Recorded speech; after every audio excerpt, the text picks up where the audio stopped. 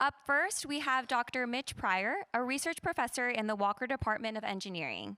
He is the director of the Nuclear and Applied Robotics Group and is a core faculty member of Texas Robotics. Please join me in welcoming Dr. Pryor. All right.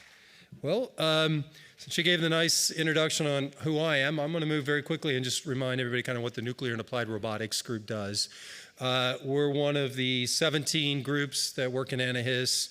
I've been at UT since '95. The last 6-7 years have been the most incredible time that I've had in my career, just being able to work in that building with so many folks, especially when we're kind of on the applied end and get to take a lot of the really brilliant things that are happening in the lab, happening even outside of the lab, and take those technologies and put them in place.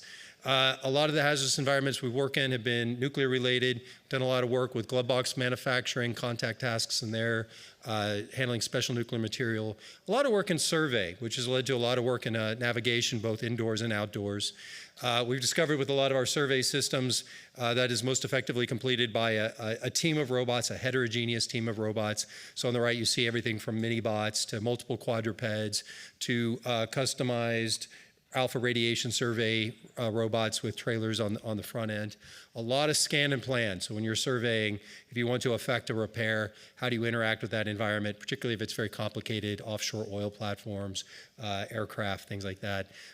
Wall climbing robots, we've done some stints there. We spun out a company called Pike Robotics, which now does some inspections in that area. And then a lot of work that ties a lot of these together is really in the areas of situational awareness. How do we empower the technicians that are working alongside the robots in these spaces to understand what the robot is doing, collect information from the robot, and even command and control it? And so those are the kind of things that we do.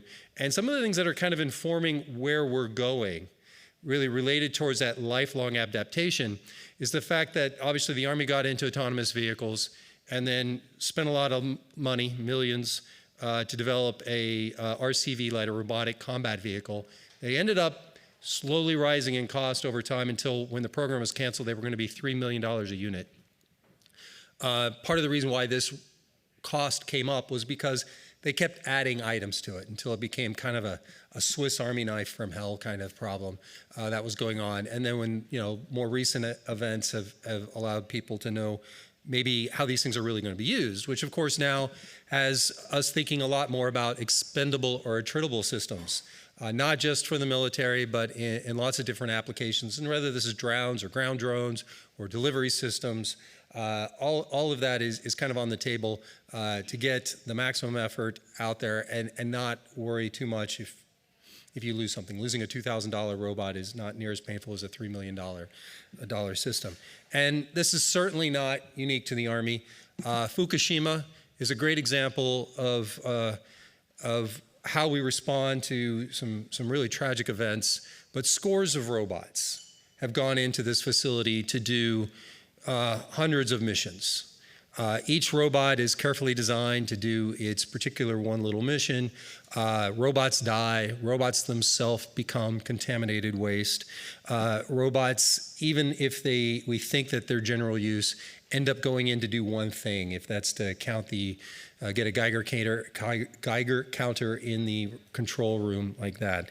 And even when we do improvise with them, it ends up being multiple PhDs working with robots such as Mighty Mouse here out of Sandia National Labs, and actually complete its mission, you're still duct taping a drill, cordless drill to the end of it so it can go in and the White Sands facilities and do the tasks that it needs to do.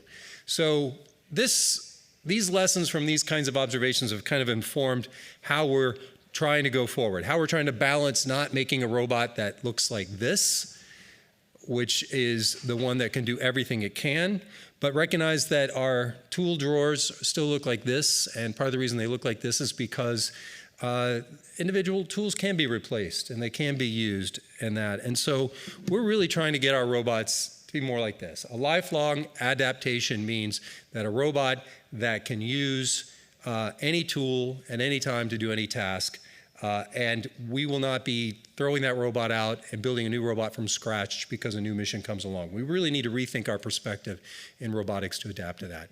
And I'm going to propose that if we're going to get to this lifelong adaptation, there's three really cool things going on in our lab that really help us change the way we can think about that, and then therefore inform how the agentic AIs and things like that are going to program our robots to work. The first is plug-and-play robotics. I'll talk about that here in a bit, particularly through a project that Blake Anderson in the room is the PI on, called Field Reconfigurable Autonomous Platforms. The second is affordable task planning. How do we start thinking more naturally about how robots complete the whole task and not just individual subsets of tasks like we learn in our forward and inverse kinematics classes. And then finally, with those things, how does that impact the situational awareness and the command and control that we can give to those technicians in the field? So just going through those each one quickly, I'm first going to talk about FRAPs, the Field Reconfigurable Autonomous Platforms. And the whole idea here is we want to enable the robots to be rapidly configured. When we need a robot to do a new mission, we need to plug and play an item into it, just like we do a mouse into our computer, only it is a much more complicated problem with a robot, because when that robot has a new tool plugged into it, that robot now has new skills available to it. It needs to be able to have both the software, the hardware, and the compute put in during runtime and without a reboot required. And that means that the robot's going to have a whole bunch of stuff added to it to keep it going. The robot itself cannot have any a priori knowledge of what those packages might be. So we're not having a robot walk around and say, hey, I know how to work with these 10 things, just plug them in and I'll know what to do. The things that will be plugged in the robot should not even have to exist when the robot itself was created, right? So that's where we want to get. And now another thing about this is these payloads that get introduced, because these robots are networked, we can think of them as a single system, those get available to their peers. So those skills that come out, that emerge when you put a new thing on a robot, can emerge because some other robot someplace else has a thing on it as well. And that skill does not exist unless both of those robots have that thing and are aware of it. So I now get to have the fun and show off some of the really cool videos that have been going on in our lab. And I'm going to try to talk through how FRAPS works while you guys watch them actually in the field. So this is a couple of our students, Jonathan Solfiti, and I'm going to try to leave the sound on just soft where you guys can hear me, but kind of hear what they're doing in the background. We've taken this into a nuclear reactor that we do have at UT, and we want this robot to respond to a nuclear event. So the first thing the robot needs to do is follow the human through the area. As a simple example, he's put in a new robot, a new camera that's on its front that has an RGBD, so it's able to follow him. The robot you saw was able to inject the skills associated with that camera and then being able to give commands, and then the behavior tree associated with that new set of skills is injected directly into the overall behavior tree of the system. When that particular piece of hardware failed because they had to go through a dark area, then they're able to unplug it, remove it, robot is never turned off, plug in a thermal camera, and then that robot immediately informs, if you can kind of hear in the background, I have new skills. And then you can inform what skill to run vocally as the robot goes. And the overall composition times allow you to keep missions going very quickly. And then it'll follow him here through the dark as we're in this area. And then as a final little bit, could try to jump ahead, but I run the risk of, where's my mouse? Oh, I don't have to, we got there. Robot goes into a room. This is the room where the alarm has gone off. They now apply 3 different new tools to the robot. One is a Compton camera, which can take a full radiation image of a room. It now knows how to detect radiation in the room, but it is also given a pan tilt mechanism with a laser pointer. So given that combination of things, it has the emergent skills of identifying a radiation item and then pointing at it. So people can then know where it's at without actually approaching it.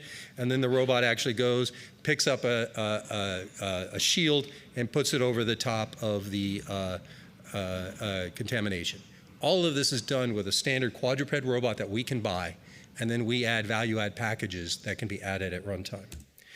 This is an example of it actually working. I may not play through this whole thing, but the robot is going to go do search. It's going to do search and doesn't have enough compute on board, so we add some more compute. We add some power for the compute. We add the modules that allow us to communicate with the robot and add it all in. And then when the robot is actually going along, and I'm looking for my mouse. Oh, I have a touch screen. I'm going to try to find my mouse on my screen. There we are. When a robot comes around with the new items, it sees it wants to search an area, but it's not going to fit. But because other robots can have access to the skills that are on it, we're able to deploy smaller robots that can go in. And then you see the excellent work of our undergrads being found in the room by the robot looking around with the thermal camera and reporting it back and using the imaging software that's on the larger robot outside to get it done. So undergrads who need new cool jobs and want to be at the intersection of movie making and robots, we got you covered.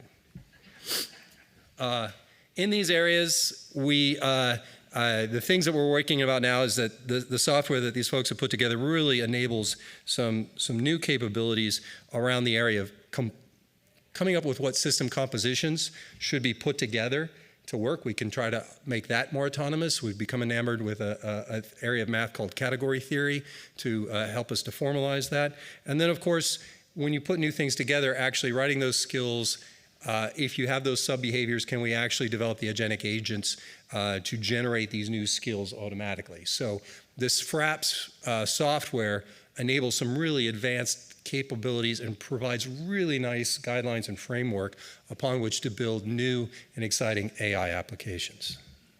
So that's the first one, the FRAPS, the plug-and-play aspects of it. And the second one is if these robots are actually going to go out, we want them to be able to interact with the environment. And if they're going to interact with the environment, then we really need these versatile, efficient motion planners that actually don't do what we often see robots do, which is move down, align, go in, grab. Waypoint programming still requires often a PhD or a master's. It's still something that we spend too much time wasting our time on. We would like to put all of that in a single unified framework. And to do that, one of our students, Krisoon, and previous students really have thought about these concepts of affordances. If you're going to interact with objects, you need to know what it affords you as far as its motions go.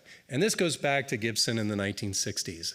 It's not really new, but where we kind of take this is, what are the affordance manifolds associated with that task that can occur from a given agent interacting with that object, right? So you have that list of all the ways we can do it, and if you have that, then something that is new is this concept of affordative, which I'm just going to define out. This is something we're toying with and injecting into the literature, which is anything that has having the quality or structure that enables an affordance to be realized, right?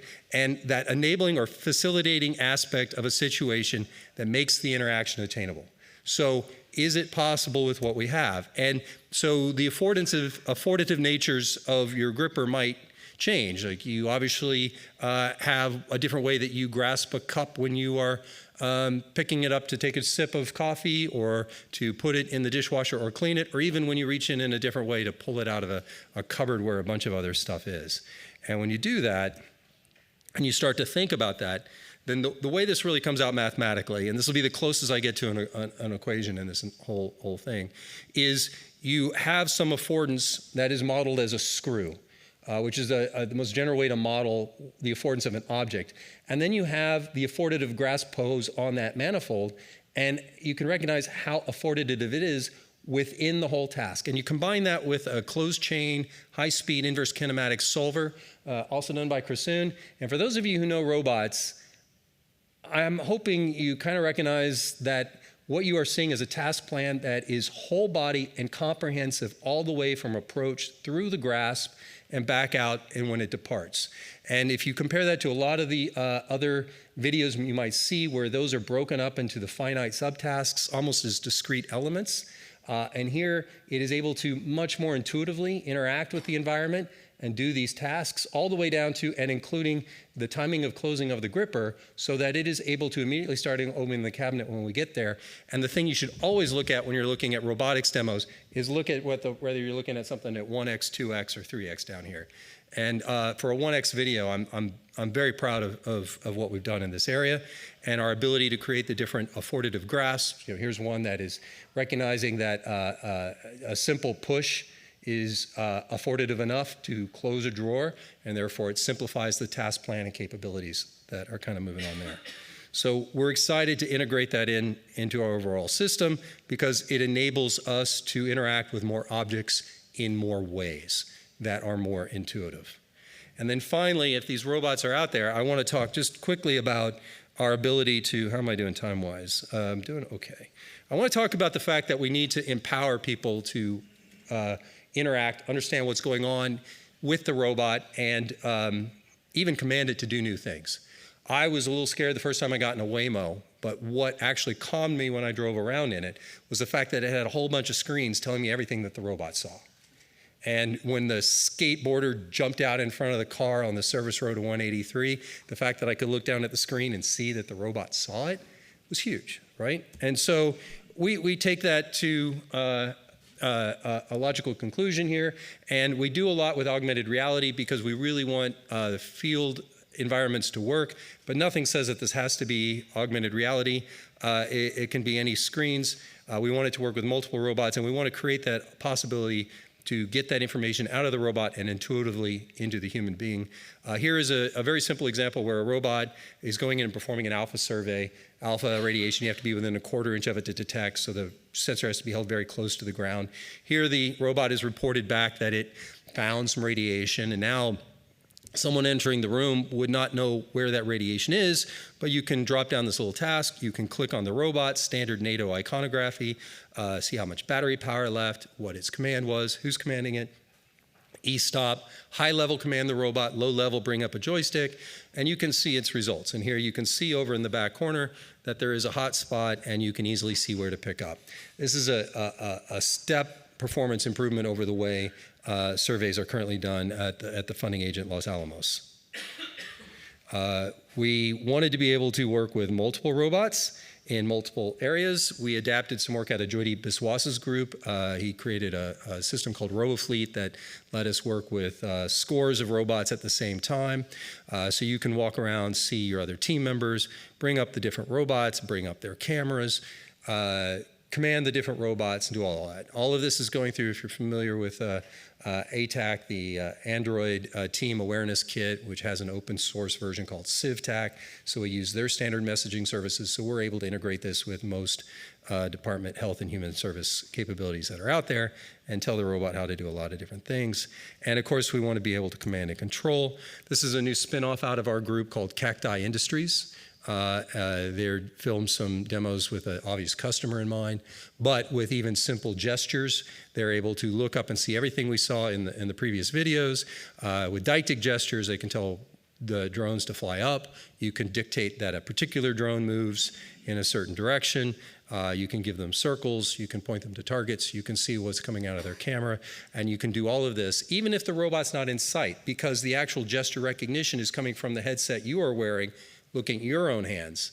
So you don't have to necessarily maintain sight with the robot, but you have that intuitive interaction with it as if you were. And then finally, we closed the loop because we took all of that situational awareness stuff that you saw and we frapsified it. And we love making up words in our group. So if something becomes compatible with fraps, it's frapsified. You saw us plug in standard military radios, things like that, commanded the robot to go hide out in this culvert. That just almost looks cute. Detect cars, report back through the system that was just plugged into the robot after it was already operational, that, hey, I detected the thing you want, and then I can give it simple commands. Hey, why don't you go follow that pickup? And off it goes. And I agree that I will almost always put the quadruped dogs in at least 2 or 4x because they're so damn cute when they at those speeds. But same thing, it got dark. We're like, I wonder if the thermal camera will still work. Yeah, it did. Plugged it in, and the robot's able to go off and do its things and report back images. And you can command it either at a joint level or a position level to look where it needs to look and get the things done that it needs. So those are the 3 things that I think are really important. But it's really about us changing our perspective to that lifelong adaptation. How can we take a single robot and use it forever for multiple tasks and make that easy for people in the field to both command and control and update. So I want to give a huge shout out to the team at the Nuclear and Robotics group that kind of made that happen. And I hope I left a little bit of time for a couple questions. Cool. Thank you. There's one back over there. So those gesture commands and the didactic commands. That was pretty fascinating. I'm just curious, like, is this being tested? You say in the field. I'm just wondering if it's being tested, for instance, with our Ukrainian allies at all at this point. So it has not gotten to the actual technology assurance that it's over there. The reason why we have spun out cacti is because it is the next logical step, and we have had multiple interactions with soldiers, with technology touch points, and integrated. We've also integrated this with drone companies and shown it to soldiers and stuff down at the Bush Combat Development Center. So yeah, we are on that path. Mm-hmm. Yeah. Hey, being able to be modular, being able to frap size stuff. Fraps, yeah. Fraps, yeah. Yeah. That's cool. It opens up a lot of possibilities, but I work on some aspects of security, especially when you're plugging information or plugging new devices into or peripherals into a computer, right? Mm-hmm. Have you considered security concerns about what happens when somebody who's not supposed to fraps something and puts it on the robot? So two points to that. One is, yes, we have. We've created a framework called RIPC that's associated with that to create both a handshake and a password connection hookup. For these things, we're obviously using USB, and someone could come and just take it off. But in that next technology transition, we are not trying to reinvent the hardware standards that exist in, for example, the military or in the nuclear environments. And so we would be adapting to use those capabilities with this system. So, yeah. But yeah, there is a handoff protocol, and if I told you the details of those meetings, I'd have to kill you. So. Kidding. Yeah. Yes. We have time for one more question. Thank you. So I was just, the frap stuff is great, and I'm actually seeing a lot of that in the humanoid space with tool changing and things like that. So I'm actually definitely going to be looking into that publication in a bit. Okay. But I was looking at the extension of it, where it's not just replacing tools, but also replacing damaged components. Yes.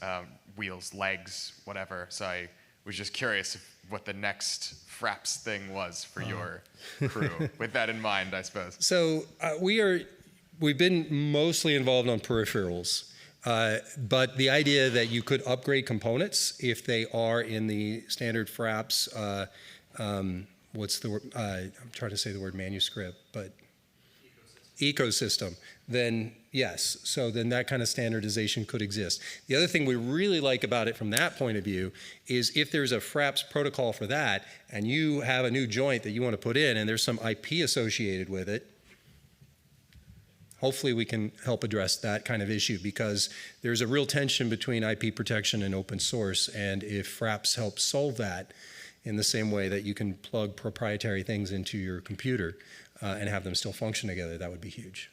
So we'd love to talk, because we'd love to talk about humanoids. Yeah. Cool, thank you. Cool. Awesome. Thank you so much, Dr. Pryor. Let's give him another round of applause.